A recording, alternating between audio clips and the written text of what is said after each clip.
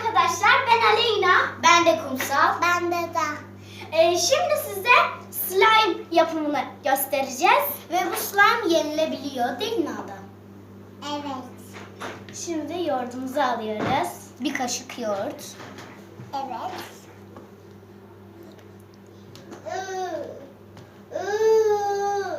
2 kaşıkmış. Evet, 2 kaşıkmış. Şimdi Kumsalcığım şunu yıkamaya götürebilir misin? Tamam. Şimdi rengimizi koyuyoruz arkadaşlar.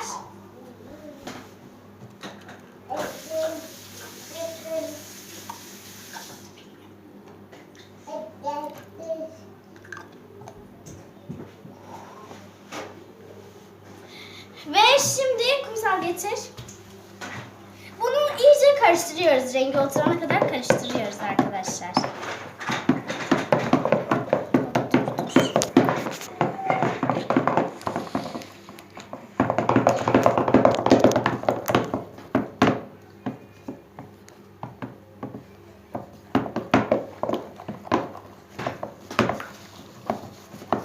Çok güzel bir slime olacak. Evet.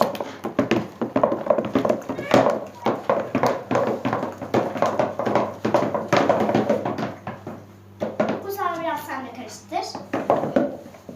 İyice karıştır.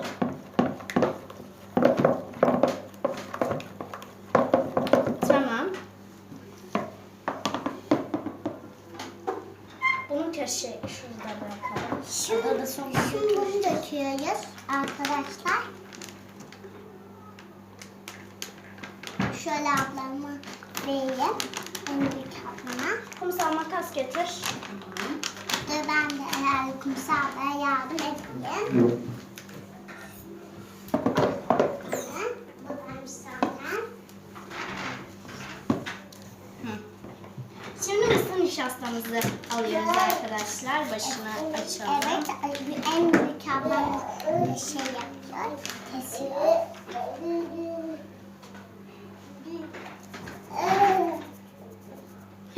Ellerime bak. Kumsal sen de dök. Ben de dökebilir miyim? Tabii ki. Ellerimiz vıcık vıcık oldu. Sonuçta slime yapacağız. Tabii vıcık vıcık olacak. Evet, evet arkadaşlar. Bence bu kadar yeter. Son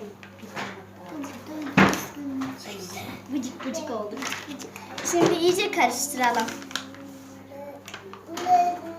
Vıcık vıcık oldu.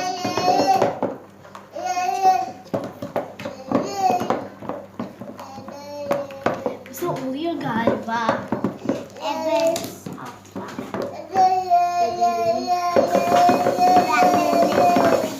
Birazdan mısır nişastası alalım. Kıvamına göre tutturuyoruz. O gelmiyor. Bu biraz daha koy. Hı, yeter bence. Bak köşelerde kalıyor. Arkadaşlar çok güzel bir slime olacak. Siz istediğiniz rengi alabilirsiniz. Biz pembe seçtik. Şimdi başka bir kap getir. Slime'ımızı onun içine koyalım. Evet arkadaşlar. Koyalım.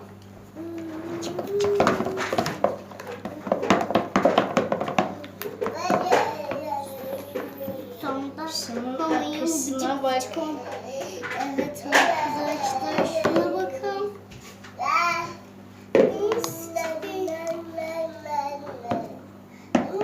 Şu kaşığı da bunun içine koyabilirsin artık. Döküyoruz.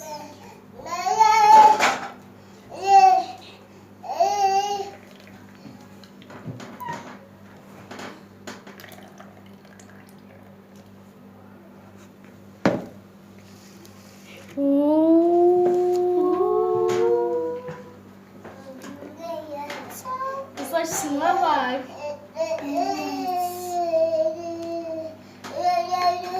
Müthiş.